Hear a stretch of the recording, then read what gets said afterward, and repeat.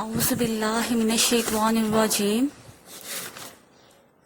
بسم اللہ الرحمن الرحیم رب اشرح لی صدری ویسر لی امری واحلل عقدۃ من لسانی یفقہوا قولی رب زدنی علما۔ السلام علیکم ورحمۃ اللہ وبرکاتہ فرینڈس، امید کرتی ہوں آپ خیریت سے ہوں گی اور اپنی جو آپ کا روز کا کام مل رہا ہے وہ اچھے طریقے سے یاد کر رہی ہوں گے۔ تو آج ہفتے ہیں آج کی ڈائری کی طرف، لیکچر نمبر 14 بدھ کی آپ کی ڈائری ہے 24 جون سن 2020، جماعت نہم سینئر، مضمون اردو اور عنوان ہے آپ کا نظم نمبر 1 اور 2 کی دہرائی۔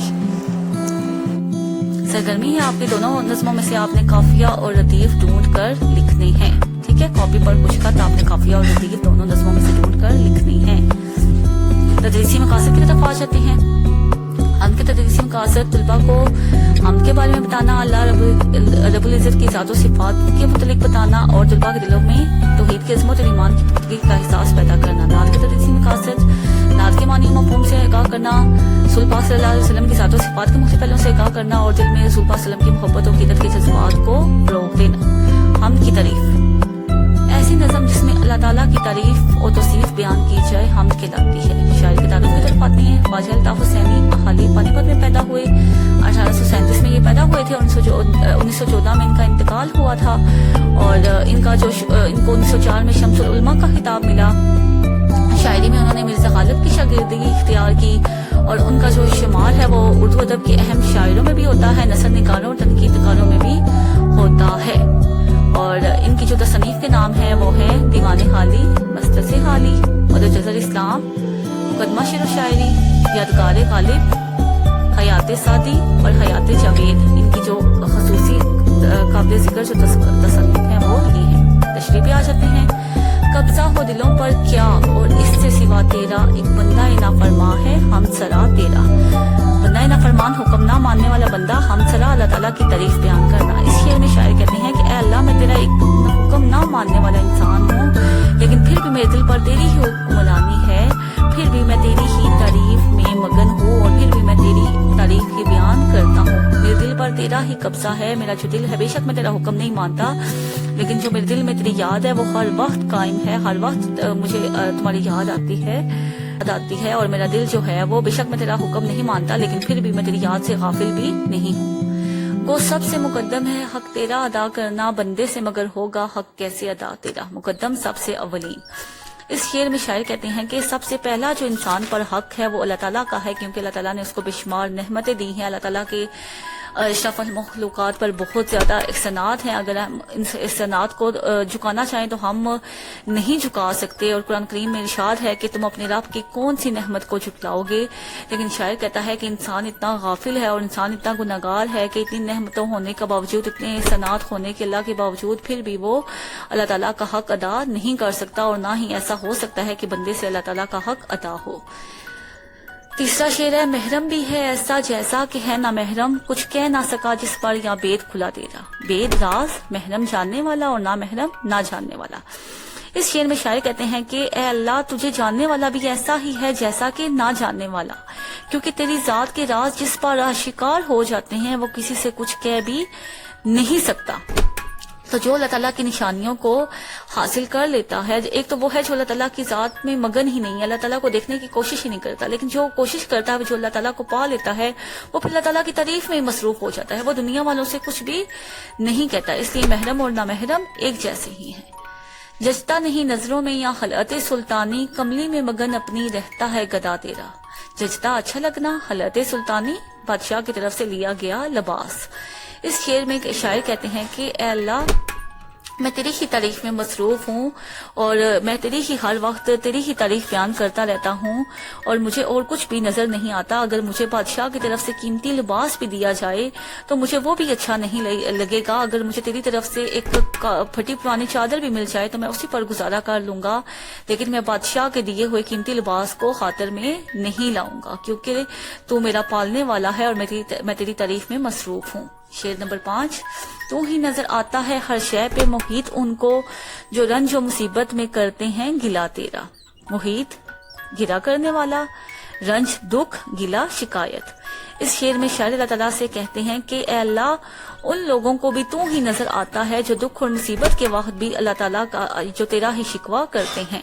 تو جو شاعر کہتا ہے کہ جو سے گلا شکوہ بھی کرتے ہیں لیکن انہیں تیرے سوا اور کوئی نظر بھی نہیں آتا. جب کوئی انہیں تکلیف پہنچتی ہے, جب ان پر کوئی مصیبت آتی ہے تو وہ تیری طرف ہی رجوع کرتے ہیں. تو ہی ان کو رنج میں بھی تو ہی نظر آتا ہے اور مصیبت میں بھی تو ہی نظر آتا ہے. شعر نمبر 6. آفاق میں پھیلے گی کب تک نہ مہک تیری, گر گر لیے پھرتی ہے پیغام صبا تیرا. صبا صبح کی ٹھنڈی ہوا, آفاق ویسے تو آسمان کو کہتے ہیں لیکن یہاں پر مطلب پوری دنیا, مہک خوشبو. اس شعر میں شاعر کہتے ہیں کہ جو صبح کی ٹھنڈی ہوا ہوتی ہے وہ تیرا پیغام ہر گھر میں لیے پھرتی ہے اور مسلمانوں کو وہ کہتی ہے کہ اٹھو جاگو اور اس رب کی عبادت کرو جس نے تمہیں پیدا کیا. تو شاعر کہتے ہیں کہ ایک دن جو صبح کا پیغام ہے وہ پوری دنیا میں پھیل جائے گا, پوری دنیا میں انشاءاللہ اسلام پھیل جائے گا اور ہر جگہ اسلام کا ہی بول بولا ہوگا, اور ایک دن جو اللہ تعالیٰ کا یہ اسلام ہے یہ پوری دنیا میں پھیل جائے گا. شعر نمبر 7. آخری شعر. ہر بول تیرا دل سے ٹکرا کے گزرتا ہے, کچھ رنگے بیاں خالی ہے سب سے جدا تیرا. اس شعر میں شاعر کہتے ہیں کہ بول کہتے ہیں کہی ہوئی بات یعنی کہ شعر, رنگے بیاں بات کرنے کا انداز, جدا الگ. اس شعر میں شاعر اپنی شاعری کی تعریف بیان کرتے ہوئے کہتے ہیں کہ اے حالی جو تیری بات کرنے کا انداز ہے وہ سب سے الگ ہے, تیرا جو بات کرنے کا انداز ہے وہ بہت مختلف ہے, تیری جو بات ہے وہ دل پر اثر کرتی ہے, وہ دل پر جا کے لگتی ہے. ایسا کیوں ہے؟ کیونکہ حالی تمہارا جو بیان کرنے کا انداز ہے وہ سب سے بہت مختلف ہے, تیری جو بات ہے وہ دل پر اثر کرتی ہے اور لوگ اس سے اثر لیتے ہیں, اس پر عمل کرتے ہیں. مشق کی طرف آ جاتے ہیں. کون سا بندہ ہم صلاح ہے؟ نافرمان بندہ. کس کا حق سب سے مقدم ہے؟ اللہ تعالیٰ کا. محرم اور نامحرم, محرم جاننے والا اور نامحرم نہ جاننے والا. جو اللہ تعالیٰ کے رازوں کو جان لیتا ہے وہ محرم کہلاتا ہے اور جو نہیں جانتا وہ نامحرم کہلاتا ہے. اللہ تعالیٰ کا گدا اپنی ہی کملی میں مگن رہتا ہے, باد صبا گر کر اللہ تعالیٰ کے پیغام لیے پھرتی ہے. صفات اللہ تعالیٰ کی آپ نظم پڑھیں گے تو اس میں آپ کو پتہ لگ جائیں گی. مانی مقدم اولین, محرم جاننے والا, حضرت سلطانی بادشاہ کی طرف سے دیا گیا لباس, محیط گھیراؤ والا, آفاق دنیا, بندہ نافرمان, حکم نہ ماننے والا بندہ. یہ آپ کو تراکیب کے معنی بھی میں نے بتا دیے. اب آ جاتے ہیں نظم نمبر 2. نظم نمبر 2 نعت, اور نعت کی تعریف کی طرف آتے ہیں. ایسی نظم جس میں نبی کریم صلی اللہ علیہ وسلم کی تعریف و توصیف بیان کی جائے اس کو نعت کہتے ہیں. اب شاعر کے تعارف پہ آ جاتے ہیں. امیر منائی جو ہیں وہ لکھنؤ میں پیدا ہوئے تھے. آپ کے والد کا نام مولوی کرم محمد تھا اور آپ حضرت مخدوم شاہ مینا لکھنوی کی اولاد میں سے تھے, اس لیے اپنے نام کے ساتھ منائی لکھتے تھے. امیر منائی کا جو شمار ہے وہ اپنے عہد کے قادر الکلام تمام کلاموں پر قدرت رکھنے والا شاعروں میں ہوتا ہے. انہوں نے تمام اصناف میں شاعری کی لیکن نعت اور غزل کی طرف زیادہ رجحان رہا. اب ان کے تصانیف میں 2 عشقیہ دیوان, مرات الغیب, صنم خانہ عشق, ایک نعتیہ دیوان, محمد خاتم نبیین شامل ہیں. اچھا جی, اس کے بعد آپ آ جاتے ہیں ہم تشریحات پر. تو جو سب سے پہلا شعر ہے, صبا بے شک آتی مدینے سے تو ہے کہ تجھ میں مدینے کے پھولوں کی بو ہے. صبا صبح کی ٹھنڈی ہوا کو کہتے ہیں. اس شعر میں شاعر کہتے ہیں کہ اس میں شک نہیں ہے کہ صبح کی ٹھنڈی ہوا مدینے سے آتی ہے اور وہ مدینے کی گلیوں سے ہو کر آتی ہے, اور ایسا لگتا ہے کہ جو صبح جو ٹھنڈی ہوا چل رہی ہوتی ہے اس میں مدینے کے پھولوں کی خوشبو ہے. شاعر امیر منائی نعتیہ اشعار کی صورت میں رسول پاک صلی اللہ علیہ وسلم کی تعریف میں مصروف ہے اور وہ کہتے ہیں کہ جو صبح کی ٹھنڈی ہوا چلتی ہے تو ایسا لگتا ہے کہ جیسے وہ مدینے کی گلیوں سے ہو کر آئے, اس میں مدینے کی گلیوں کی پھولوں کی خوشبو ہوتی ہے. شعر نمبر 2. سنی ہم نے طوطی و بلبل کی باتیں, تیرا تذکرہ ہے تیری گفتگو ہے. اس شعر میں شاعر نے 2 پرندوں کا ذکر کیا ہے, طوطی اور بلبل. اس میں شاعر کہتے ہیں کہ میں نے 2 پرندوں طوطی اور بلبل کی باتیں سنی ہیں. انسان جو پرندے ہیں وہ بھی نبی کریم صلی اللہ علیہ وسلم کی تعریف میں بیان ہے.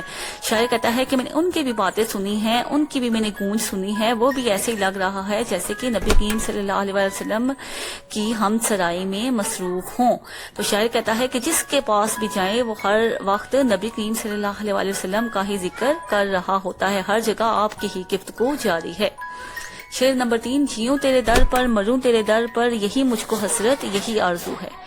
اچھا, جیوں زندہ رہوں, حسرت, تمنا, آرزو, خواہش. اس شعر میں شاعر کہتے ہیں کہ میری یہ خواہش ہے کہ میری جو زندگی ہے وہ آپ صلی اللہ علیہ وسلم کی چوکٹ پر ہی گزرے, اور جب مجھے موت آئے تو مجھے آپ صلی اللہ علیہ وآلہ وسلم کی چوکھٹ پر ہی مجھے موت آئے. شاعر کہتا ہے کہ یہ میری بہت بڑی تمنا اور حسرت ہے کہ جو میری آرزو ہے میری کہ جب مجھے موت آئے تو میں رسول پاک صلی اللہ علیہ وآلہ وسلم کی چوکھٹ پر ہی میں مر جاؤں اور مجھے ایسے ہی میری جو موت ہے وہ واقعہ ہو جائے. جمے جس طرف آنکھ جلوہ ہے اس کا جو ایک سو ہے وہی چار سو ہے. اس شعر میں شاعر کہتے ہیں جلوہ کہتے ہیں ظاہر ہونا، یکسو ایک جگہ، چار سو چاروں طرف. اس شعر میں شاعر کہتے ہیں کہ ہر طرف نبی کریم صلی اللہ علیہ وسلم کا جلوہ نظر آتا ہے. جس طرف بھی آنکھ اٹھتی ہے ادھر ہی حضرت محمد صلی اللہ علیہ وسلم کا جلوہ نظر آتا ہے. اگر دل آپ صلی اللہ علیہ وسلم کی طرف لگایا جائے تو ہر طرف وہی نظر آتے ہیں. یعنی کہ اگر ہمارا جو دل ہے وہ نبی کریم صلی اللہ علیہ وسلم کی یاد میں لگا ہوا ہے تو ہمیں ہر طرف نبی کریم صلی اللہ علیہ وسلم کا ہی جلوہ نظر آئے گا. تو شعر نمبر 5، تیری راہ میں خاک ہو جاؤں مر کر، یہی میری حرمت یہی آبرو ہے. راہ راستہ، خاک مٹی، حرمت عزت اور آبرو بھی عزت. اچھا جی، اس شعر میں شاعر کہتا ہے کہ میرا جو ہے میری جو سب سے عزت والی موت مجھے لگتی ہے کہ جو میری ہے وہ یہ ہے کہ میں رسول پاک صلی اللہ علیہ وسلم کا جو پیغام ہے جو انہوں نے دنیا کے لوگوں کو دیا تھا وہ پیغام جو ہے وہ میں دنیا میں حضور پاک صلی اللہ علیہ وسلم کا پیغام پھیلاتے پھیلاتے ہی میں خاک ہو جاؤں. یعنی کہ اسی دوران میری جان چلی جائے، میں فنا ہو جاؤں اور اس میں میری عزت ہے. ایسا کرنا میرے لیے باعث فخر ہے. شعر نمبر 6، یہاں ہے ظہور تیرا اور وہاں نور تیرا، مقام میں بھی تو ہے لامقام میں بھی تو ہے. ظہور ظاہر ہونا، نور روشنی، لامقام حدود سے باہر. اس شعر میں شاعر کہتے ہیں کہ اس دنیا میں حضرت محمد صلی اللہ علیہ وسلم ظاہر ہوئے اور دوسرے جہاں میں بھی وہ روشنی کی شکل میں موجود ہوں گے. یعنی کہ دنیا میں بھی آ کر حضور پاک صلی اللہ علیہ وسلم نے ہمیں پیغام حق دیا، اللہ تعالیٰ کی عبادت کا حکم دیا، ہمیں سیدھے راستے پر چلایا، اندھیرے سے نکال کر روشنی کی طرف لایا. اور آخرت میں بھی آپ صلی اللہ علیہ وسلم آپ اپنی امت کی شفاعت کریں گے اور اپنی امت کے بخشوائیں گے. یعنی کہ دونوں دنیا میں آپ کا ہم پر بہت بڑا احسان ہوگا. شعر نمبر 7، جو بے داغ لالا جو بے خار گل ہے وہ تو ہے وہ تو ہے وہ تو ہے وہ تو ہے. اس شعر میں شاعر حضرت محمد صلی اللہ علیہ وسلم کی تعریف بیان کرتے ہوئے کہتے ہیں کہ جو بے داغ کہتے ہیں بغیر داغ کے، اور لالا ایک سرخ رنگ کا پھول، ٹھیک ہے، گلاب، اور بے خار بغیر کانٹے کی. تو اس شعر میں شاعر رسول پاک صلی اللہ علیہ وسلم کی تعریف بیان کرتے ہوئے کہتے ہیں کہ جو خوبصورت پھول کتنا خوبصورت ہوتا ہے گلاب کا، لیکن اس کے ساتھ کانٹے ہوتے ہیں، ٹھیک ہے. تو لیکن جو حضور پاک صلی اللہ علیہ وسلم کی جو شخصیت ہے وہ ہر قسم کے کیلو کانٹے سے پاک ہے. آپ صلی اللہ علیہ وسلم کی جو زندگی ہے وہ ہمارے لیے اسوہ حسنہ ہے. صبا کہاں سے آتی ہے؟ مشق میں آ جاتے ہیں مدینے سے. پھولوں میں کس کی خوشبو ہے؟ مدینے کی گلیوں کی. شاعر کے دل میں کیا حضرت آرزو ہے کہ وہ مدینے میں جائے اور وہیں پر اس کے موت ہو جائے، اور اپنی حرمت اور آبرو کس بات میں خیال کرتا ہے کہ جب وہ جو حضور پاک صلی اللہ علیہ وسلم کا جو پیغام ہے وہ اس دنیا میں پھیلاتا پھیلاتا فوت ہو جائے. طوطی و بلبل نبی کریم صلی اللہ علیہ وسلم کا ذکر کرتے ہیں. اسناد میں ردیف کیا ہے؟ ردیف کسے کہتے ہیں؟ شعر کے آخر میں ہو بہو دہرائے جانے والے الفاظ کو ردیف کہتے ہیں. تو ہے جو ہے وہ اس میں ردیف ہے. قافیہ شعر کے آخر میں آنے والے ہم آواز الفاظ کو قافیہ کہتے ہیں، جیسے تو، بو، گفتگو، یہ سارے جو ہیں وہ قافیہ ہیں، ٹھیک ہے. تو لالے کے بے داغ اور گل کے بے حال ہونے سے کیا مراد ہے کہ لالے کا پھول بہت خوبصورت ہوتا ہے لیکن اس میں داغ ہوتا ہے، اور گل جو ہوتا ہے بہت خوبصورت ہوتا ہے لیکن اس کے ساتھ کانٹے ہوتے ہیں. لیکن ہمارے رسول پاک صلی اللہ علیہ وسلم کی شخصیت میں کوئی کیل کانٹا نہیں ہے، نہ ہی کوئی داغ ہے. اچھا، ڈائری کی طرف آ جاتے ہیں. ڈائری ہے آپ کی نظم نمبر 1 اور 2 یاد کر کے رجسٹر پر خوش خط لکھنی ہے. یعنی کہ نظم نمبر 1 اور 2 آپ نے پہلے اچھے طریقے سے یاد کرنی ہے، اور ان کی تشریح کچھ پوائنٹس میں نے آپ کو بتا دی ہیں، تو آپ نے نیٹ اینڈ کلین اپنے اچھے رجسٹر پر لکھنی ہے. لیکچر کا اختتام دعا پر کرتے ہیں. سبحانک اللہم و بحمدک، اشہد ان لا الہ الا انت، استغفرک و اتوب الیک. اللہ حافظ.